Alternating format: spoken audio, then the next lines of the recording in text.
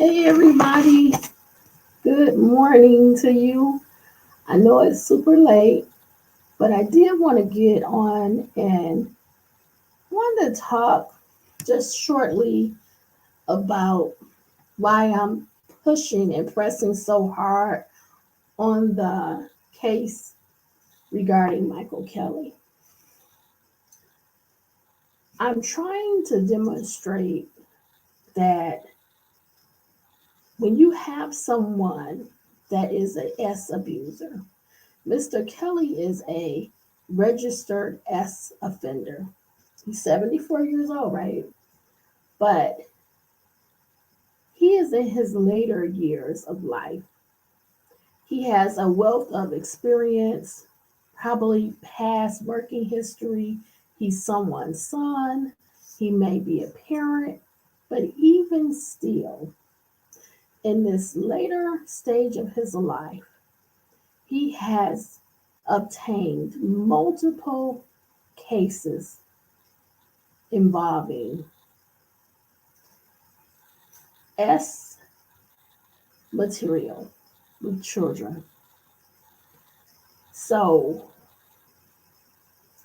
I can't really express enough. I don't know how I could say it in a way to convey to people that is very, very hard for a S abuser to change, to completely, legitimately, fully change from deviant behavior to being normal. Now, most S offenders, they do not want to go back to jail if they've been convicted. I've said this so many times. If they offend again, they will take steps to hide it, conceal it, they will lie, they will try to cover up, they will try to blend into society. For example, if they know they're not allowed to live in the areas where children would be, they may not live in those areas, but they may do other things that violate if they've been paroled. They may do other things, right? They may go near schools, near elementary schools, middle schools. They may go to parks. They may go to um, say, a fun center where children would be. They may go to the mall. They may go into an area where there is known for daycares. They will take all types of steps, changing their routine, altering their plans to be around children. Now, in the case of Mr. Kelly, allegedly there were reports of someone very similar to him doing those type of behaviors.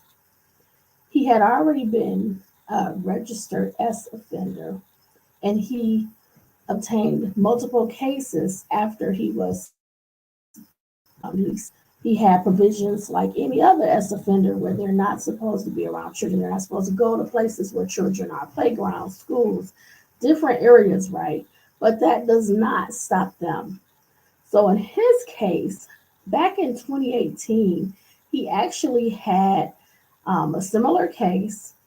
They had dismissed similar charges, and he went on to obtain new cases.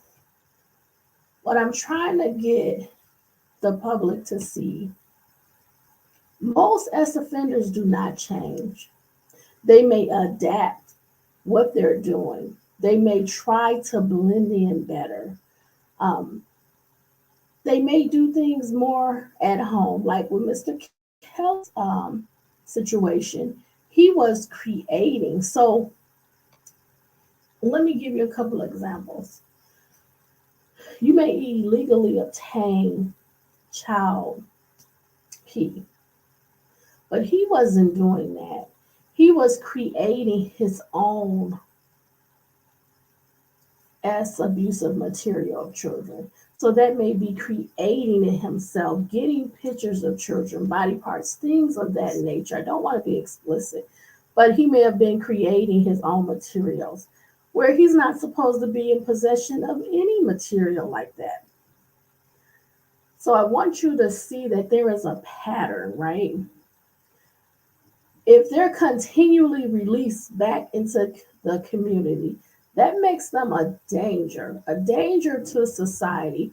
And I remember when he was at his hearing about, I think it was back in July of 2023, on the Zoom, he said something like, I only had, I'm sorry, let me read this.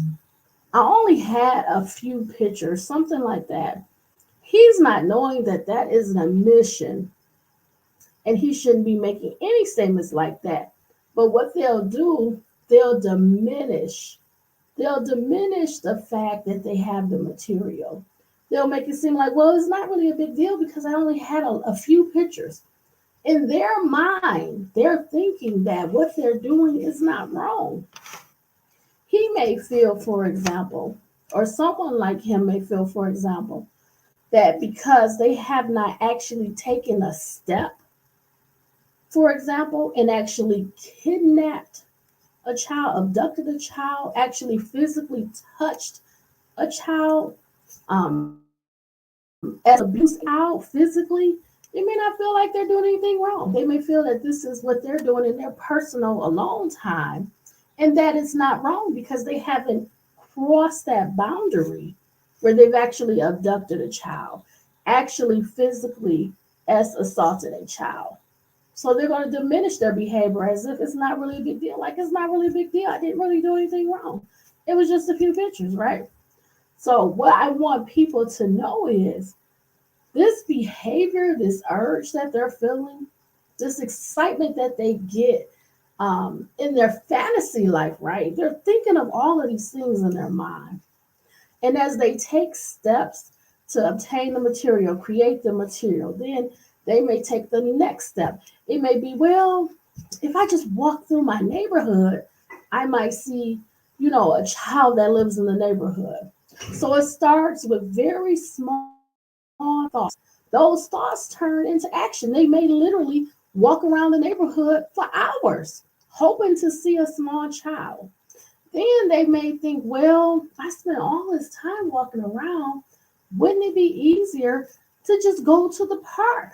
Because that's where small kids may be. They may be playing, they may be walking around, meeting their friends, talking on the slide, on the swing. So if I just walk past the park, it's not really a big deal because, I live in this neighborhood. I'm just walking through. They may go 50 blocks, 40 blocks just to see a child. It may turn into more, right? Well, if I go to the local pool and go swimming or go to the beach, I can just sit there, put my sunglasses on, and nobody would really notice me because, everybody's at the beach, having fun, not really looking around. And I could just sit here and, nobody would notice me. So it grows. The fantasy, the thoughts, the things that they have in their private time alone, in their fantasy life, in their mind, it grows. It grows into actions and they start taking action. So even in Mr. Kelly's case, there were many reports allegedly to the police that they would see him out and he was not supposed to have any contact, any distance within a child. But the people were calling the police on him. So he continued to get multiple charges. And when he got the charge where he went to court back in July, he said, hey, it was just a few pictures. It's not a big deal. Okay, so you understand that mindset because typically it progresses. It grows into more. It grows into having the thoughts. Remember we talked about Jeffrey Dahmer? Having those thoughts, those ideas. And then one day he decided, I'm going to actually attack this jogger. I'm planning it. I'm going to get a stick And when he runs past, I'm going to hit him with this stick.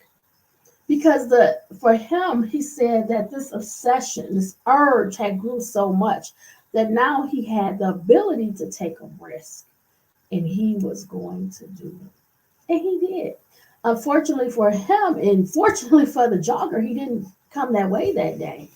And Jeffrey Dahmer ended up abandoning that thought of trying to attack the jogger.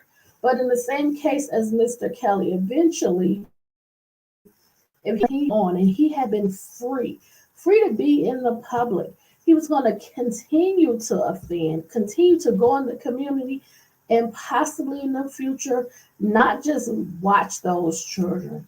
He may have decided to kidnap the duck one. And then now you have this person in your home or in, wherever you're going to take them. What are you going to do with them? Are you going to let them get away? Are you going to let them go to the police? Tell their parents, tell the police, identify you. That's why most of them will then unalive them. So Mr. Kelly was back in court last month in October, and I want to just bring you an update. I want you to know the mindset of these S offenders so that you can identify them. You can go and look up the S offender registry in your community, in your state. Most states have them right online. They're free. It's a search. You can do it by zip code, and you can just figure out who lives around me, who's in my community where I live, where if I have children, they live, they go to school. You need to know that for yourself, okay? So I'm bringing you this article. It's from mlive.com. It's dated October 11th, 2023, and it's titled Ann Arbor Man Heads to Trial on Third Child P Case, okay? And the writer was Jordan Pear. An Ann Arbor man accused of possessing S abusive materials of children will head to trial on two separate cases. Michael Kelly, 74, was bound over to Washtenaw County Trial Court during a hearing on Tuesday, October 10th, before Judge Joseph Burke on two cases related to possessing or creating S abusive material of children. He was bound over from the 15th District Court on one charge of child S abusive activity, one charge of aggravated possession of child S abusive material, and three charges of child S abusive acts. I can recall in his hearing in July, the statement about him was that he was extremely dangerous. We cannot look at the age. The age is not going to tell us anything about the behavior or what a person is capable of. We do not know the thoughts. We don't know what their plans are, right? So this is why he set that bond so he could not return back into the community. He is a danger. So let's continue. Kelly has another case with similar charges currently in circuit court, as well as one from 2018 that put him on probation.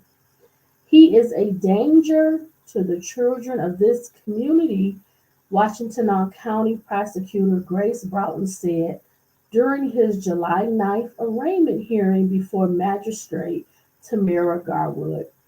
He was arraigned in that hearing on three charges of child S abuse activity. He clearly has an interest in minor children, Broughton continued, and he can't curtail his desires for his behaviors. Kelly has denied he had S contact with children. It's a false accusation.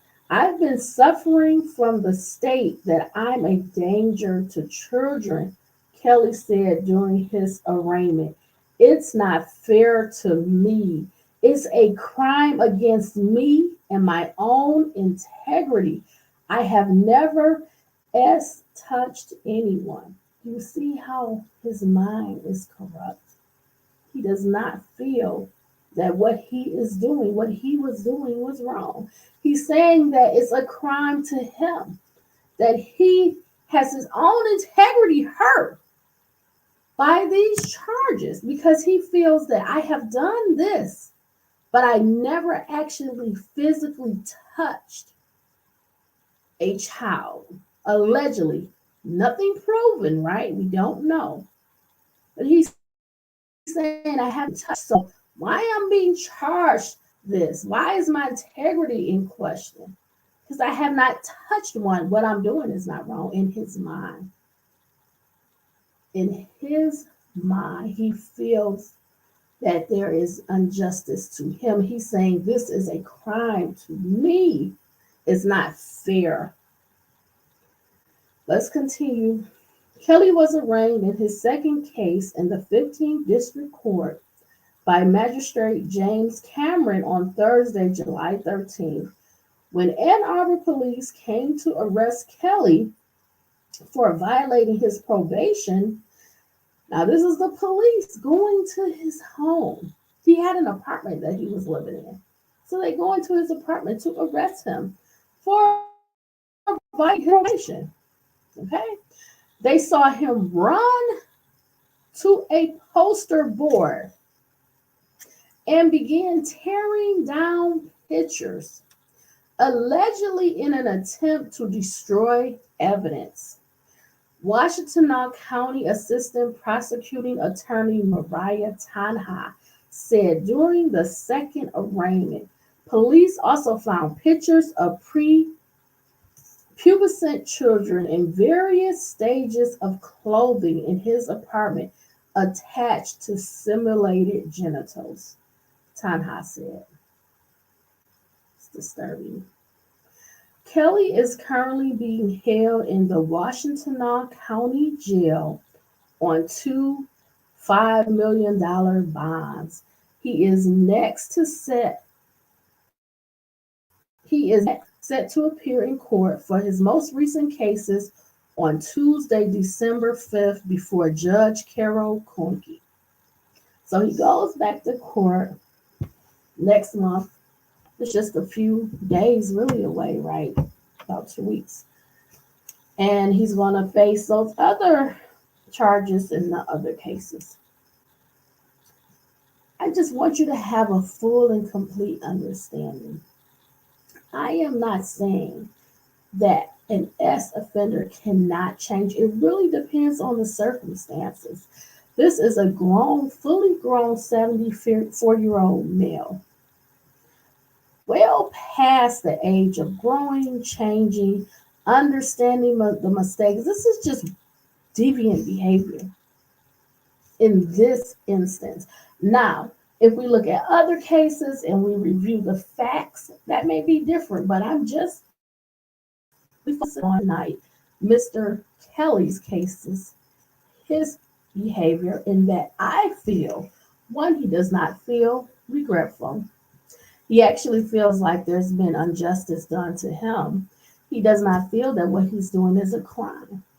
And the reason he feels like that is because he feels he didn't elevate allegedly to the fact that he actually physically touched a child. So he's upset about the charges because he feels that this is his integrity that's being questioned and that what he's doing in his private secret time, is nothing wrong with it. But we know that he doesn't really believe that, right? He may be saying that, but he doesn't believe that, because if he actually believed that, he wouldn't have to run and tear that poster board down.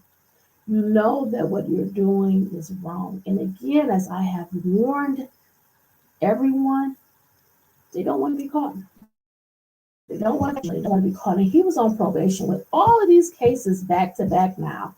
Are they going to continue to allow him probation? Will it elevate now to not just creating simulated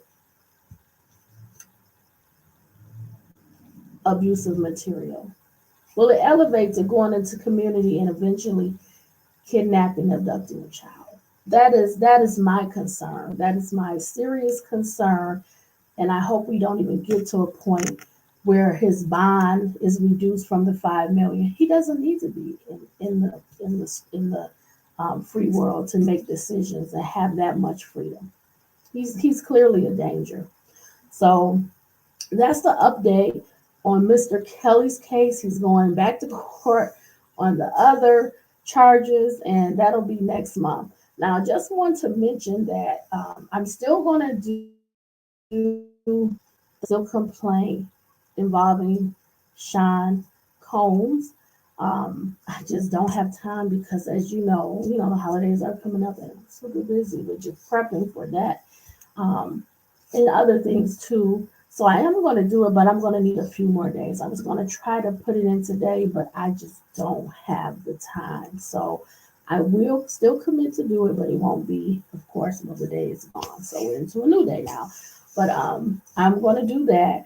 And I also want something I've been thinking about with the Idaho 4 murders, because we really don't have a trial date, and this could go on and on because they're still waiting for the information determination on the IGG, and that's next month in December. They have until December 1st to turn it over to the judge, and then the judge is going to need a set amount of time to just review it and make a ruling. So I'm going to do a video that's involving the proper way of handling an autopsy, because when you have a sharp object, and this is not uh,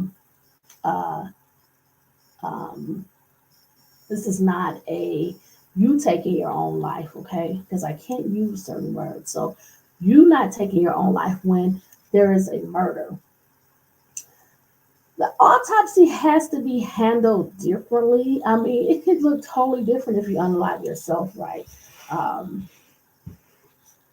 there's signs, there's things to look for. Sometimes there's a note left behind. Sometimes there may be some hesitation, other attempts, or people knew it, but this is not the case in Idaho 4, so we don't have to worry about that. But I want to focus on what the autopsy should look like, because I really kind of got riled up when I was being questioned so much about, oh, why do you think this and why do you think that, and so I just want to make it very plain. We can learn a lot from the autopsy of all 4 victims, and things that we should find out from the autopsy of the victims. It's so much information that prior even to the autopsy, right? Just the crime scene itself, and taking those photographs and documenting, the evidence, and doing a video of this crime scene, and making sure that the investigators collected the evidence in a way. And then the autopsy, right, that's done by the medical examiner. Just how much information we can have, because I have some questions there. I want to know a lot about the wounds. I want to know if they counted the wounds from the proper way, head to toe. Did they measure how deep they were, how wide they were? Was it one knife? Was it more than one knife? There's just so many questions, and the autopsy should be able to give us some details. And we want to look at those pictures of the crime scene. If possible, the medical examiner can visit the crime scene that day, because the way the bodies were, you can almost tell the height of the assailant. If there was more than one assailant, possibly, on how the bodies were, if they were not staged or moved. It depends on the angle of the wounds. And clearly it appears that it was a knife, allegedly. So that type of sharp object is going to produce a certain pattern, and we can look at those wounds, and there's ways to do that, to determine if it was more than one weapon. Because sometimes, in all honesty, there may be more than one weapon. Sometimes the blade cannot handle hitting the bone, multiple victims. So it could bend, it break off into the body. I mean, it's so much we can learn from the autopsy. So I just want to do a separate video on Idaho 4, and I'm hoping that the autopsy was done. It was done professionally to perfection so we can get details about the victims, maybe the order of how they passed. Like I said, it could possibly be from the blood spatter. Was there any blood taken at the crime scene and collected? Because sometimes the assailant, if the knife slips, they'll be right, and that means that their blood is also going to be at that scene. So it's just so much we can take from going over what an autopsy should look like when there is a sharp object such as a knife, right? So we're going to go over that. I'm looking forward to that, and I'm doing my homework so I can be ready for that. But that's to come too. So maybe like in the next week or so. I don't know, because I need to get the Sean Combs video done first. That has been resolved. I mean, the settlement was in like a 1 day period. So by the time the complaint was filed and I started going through the complaint, and then the next day it was already, settled. So everything happened so fast, and I'm trying to push, this time in, and going to need a few more days with the holidays pressing forward, and just having to cook and my other responsibilities. So I'm on it. I actually have it, and I've kind of been through the complaint, but it's going to be a set time. So probably maybe this weekend. Okay. So just wanted to let you guys know that. And then I know right now I didn't see really any movement in some of my other cases. I know Ethan Crumbley's sentencing is coming up. His parents' trial will start in the beginning of next year, so we don't have to worry about them. And other cases like Zuvari, the guys at Zuvari, I want to check on him. I know he should be going to court soon. And then Alexis Treviso case, just trying to get up there. I don't have one on her case yet. But I'm trying to, keep up with all these cases so I can let you guys know what's going on. So I just wanted to let you guys know that a Michael case, really, I want you to start recognizing a pattern, right? Because what patterns means that we can kind of anticipate what another person is going to do, or we can take the knowledge of that behavior of an S offender and apply it to others. Like we see similarities with different S offenders over time, and we're building our toolkit, right? So we can kind of expect and then reflect that out, mirror that out to these other cases like the Idaho 4. What things can we see similar? What things can we identify? What behaviors, what type of person would do this, right? And I talked about this before, and I kind of described what I felt the type of person would do it, right? So that's what this education is for. We want to build each other up. We want to share information. I'm all about learning, right? Because I don't know everything, but if I can learn something, put it together and apply it, maybe this can help us find the killer or killers in that case with Idaho 4. So that's what it's for, is to just be an aid. So I just wanted to go over all of that. So that's it. I probably will not see you in a video before the holiday, unless I do a Bible study. I don't know if I can squeeze a Bible study in there between now and Thursday. It would be extremely tight, and it would be over me doing some cooking, because that's what I got to do. I got to do some prepping for Thursday, like I did today. So to be ready and be on time, I think it's important to be on time. So if I do not come back with Bible study tomorrow, I don't know. It's going to be hard. We'll see. But if I don't come back for Bible study tomorrow, please take this as a early happy Thanksgiving. I've been shouting it out to you in these last 3 videos. Happy Thanksgiving to you, your family. Stay blessed. Stay happy. Enjoy yourself. I saw my sister today. She needed to do a little cooking use my other little bit. I said, girl, come on, come on, come on. So I was happy to see her. But I'll see you on Thursday too. But it was just nice to spend a little time with her. So spend time with your family, right? Spend time with your loved ones, love on them, hug on them, let them know you love them. Eat, enjoy yourself, be merry, and just have a beautiful Thanksgiving, okay? And always, right? Be safe, be smart, be savvy. Take care of yourself, your family. Be well to all my friends. I care about you. I love you. Take care. Enjoy your holiday. Please, all my friends, be careful, okay? Enjoy your holiday, and I will see you soon in the video. If you miss me, check out some of my other videos. You will enjoy them as well. And I just want you to be safe, okay? So take care. Happy Thanksgiving. And I will see you soon. Thank you. Bye, everybody. Take care. Be well. Bye, my friends.